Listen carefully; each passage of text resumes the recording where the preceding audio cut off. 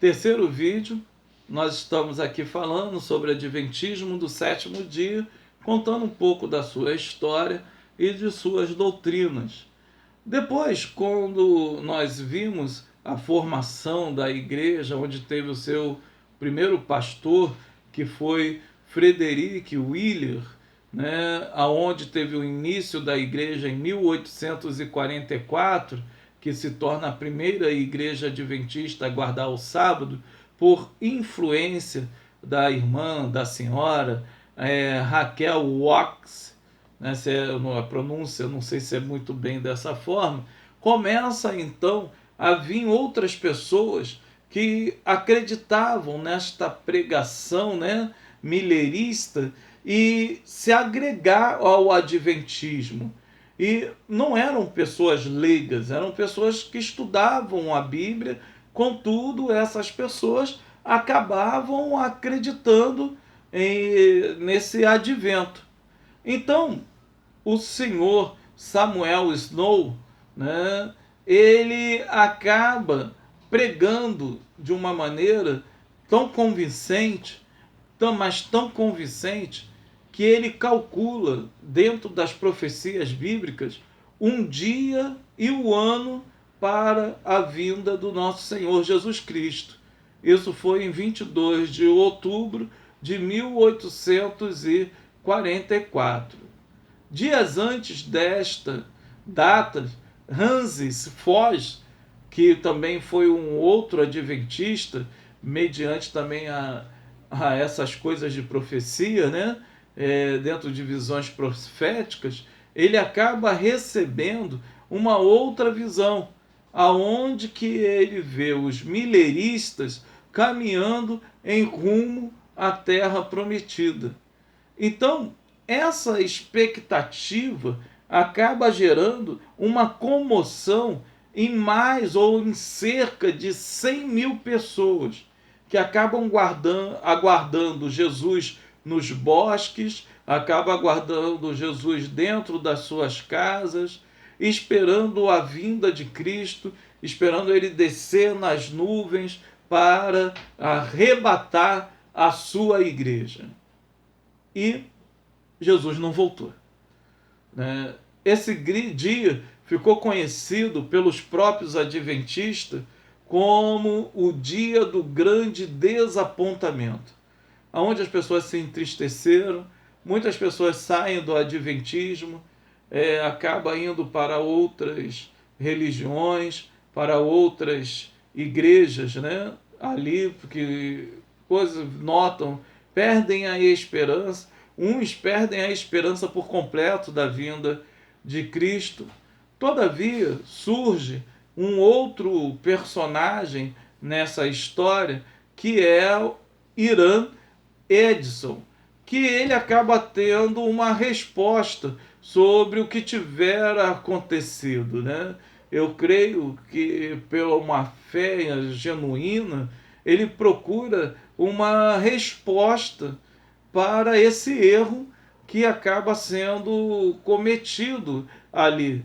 E ele então ele vai dizer que não é que Jesus viria arrebatar a sua igreja, mas Jesus se prepararia para arrebatar a sua igreja. Em vez de sentado ao trono, ele então iria colocar, ele estaria entrando no lugar santíssimo do santuário celestial e não retornando à terra. Então esta profecia ele faz com que ele amenize, né, esse grande desapontamento que acaba acontecendo dentro do adventismo do sétimo dia.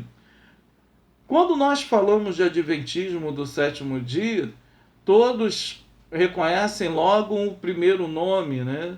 Ellen White. Né? É como se você falar em presbiterianismo, você lembra logo de Calvino. Então, você, quando fala de adventismo, tu lembra de Ellen White. O Ellen White, né? Ela, em fevereiro de 1845, ela acaba recebendo uma visão que vai confirmar a experiência empírica, a experiência espiritual de Edson, de Iran Edson, que sobre a entrada de Jesus no lugar santíssimo do santuário celestial em 22 de outubro de 1844. Então essas visões, de maneira equilibrada e de forma mista, ela acaba servindo para o consolo dos crentes, para poder apagar aquela frustração da sua própria fé. No ano posterior, em 1846, Tiago White e Ellen Armour, eles acabam se casando. E Ellen Armour acaba se tornando o Ellen White, né? Então, nesse mesmo ano, eles vão acabar abraçando a pregação do mandamento do sábado, como é o quarto mandamento, de guardar o sábado. 2 anos depois desse fato, em 1848, Ellen White ela vai receber 2 visões que se tornam visões baldrameadas dentro do Adventismo do sétimo dia, que é a visão sobre a obra de publicação, onde viu os raios de luz a circundar a Terra, e a primeira visão sobre a saúde, onde Deus revelou alguns princípios que ela deveria eliminar o consumo de chá, tabaco e café. As pessoas perguntam, mas tabaco, é claro. Mas naquele período, fumar era considerado medicinal, porque eles acreditavam que quando você inalava a fumaça pelo fato de ser quente, ela destruía as bactérias que estavam dentro de você, né? Minha fibrose pulmonar que o diga de tanto fumar. Acho que não funcionou comigo isso não, e com muita gente que morreu de câncer. E ela tem essa visão, e depois isso vai se aperfeiçoando. Vocês hoje já devem conhecer aqueles livros do Adventismo do sétimo dia que fala sobre alimentação saudável.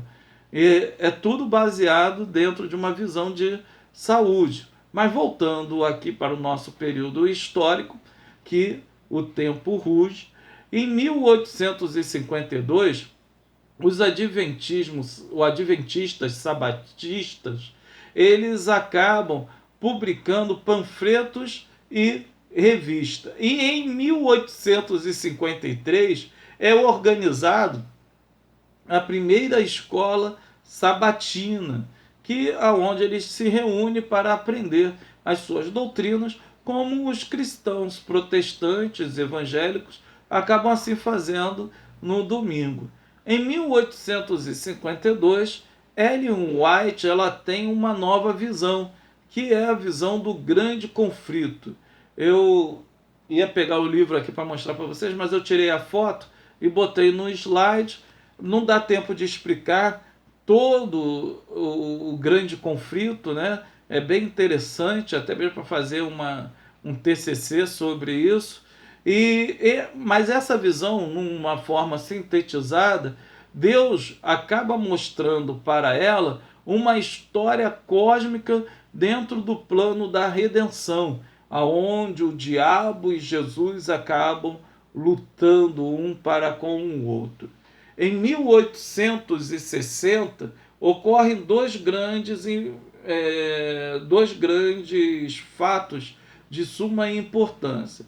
O primeiro, que foi organizado a Associação de Publicação Adventista, que existe até hoje, e foi designado um nome oficial para o movimento, que antes era apenas chamado de Adventismo